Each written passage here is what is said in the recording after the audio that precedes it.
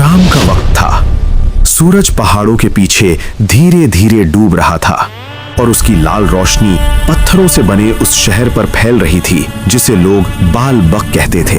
ये शहर दौलत में डूबा हुआ था, ताकत में नशे में चूर था और अपने झूठे खुदा पर घमंड करता था। ऊंचे ऊंचे महल, चौड़ी सड़कें, सोने चांदी से सजे बाजार, लेकिन इन सब के बीच सबसे ऊंचा था बाल का मंदिर। वही बाल जिसे ये कौम अपना रब मानती थी।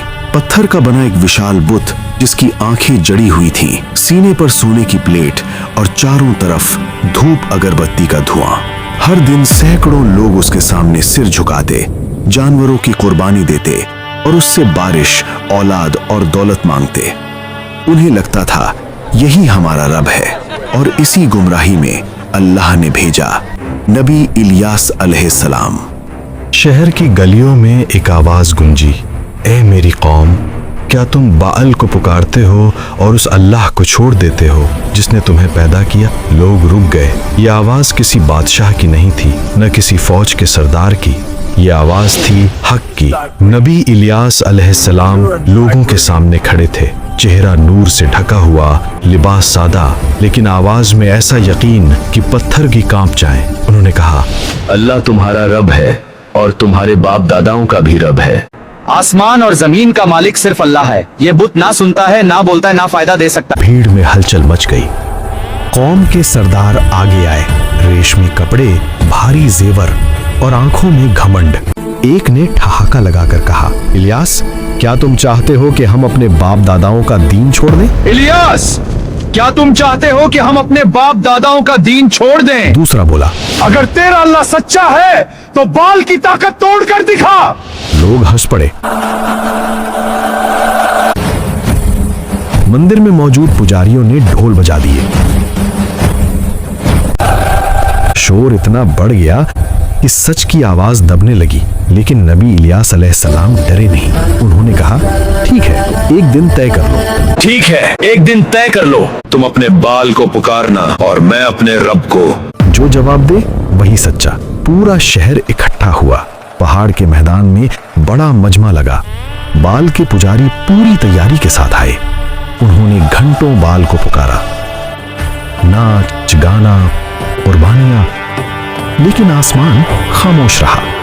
फिर नबी इलियास अलैहिस्सलाम ने अल्लाह को पुकारा और आसमान से ऐसा अजीम निशान जाहिर हुआ कि लोगों की रूह कांप उठी। हक साफ हो चुका था। कुछ लोग सजदे में गिर गए, कुछ रो पड़े, लेकिन सरदारों के दिल वो अब भी पत्थर थे। उन्होंने कहा, ये जादू है, ये धोखा है। ये जादू है, ये धोखा है। और उसी दिन उन्होंने फैसला कर लिया, इलियास को खत्म कर दिया जाए। अल्लाह के हुक्म से उस जमीन पर बारिश रुक गई। एक दिन, 2 दिन, 1 साल, 3 साल तक आसमान से एक बूंद नहीं गिरी। खेत सूख गए, जानवर मरने लगे, बच्चों के होंठ सूख गए। लोग बाल के सामने गिड़गिड़ाए, लेकिन बुत खामोश रहा। आखिरकार कुछ लोग नबी इलियास अलैहिस्सलाम के पास आए।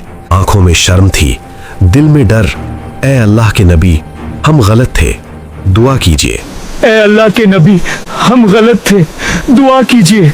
नबी इलियास अलैहिस्सलाम ने कहा, अगर दिल से तौबा करोगे तो अल्लाह रहम करेगा।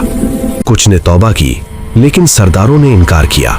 अल्लाह का अजाब आया, कौम की ताकत बिखर गई, उनके महल खंडहर बन गए, बाल का मंदिर उजड़ गया और इतिहास ने उन्हें सिर्फ एक इबरत बनाकर छोड़ दिया। कहानी खत्म होती है, लेकिन पैगाम आज भी जिंदा है। जो कौम अपनी ताकत पर घमंड करती है, झूठे खुदाओं के आगे झुकती है और अल्लाह के नबियों को झुठलाती है, उसका अंजाम बदलता नहीं, वक्त बदल जाता है, इससे नहीं। जिन लोगों ने अभी तक सब्सक्राइब नहीं किया, सब्सक्राइब कर लें ताकि हमें मोटिवेशन मिले और ऐसे कंटेंट आप तक पहुंचता रहे।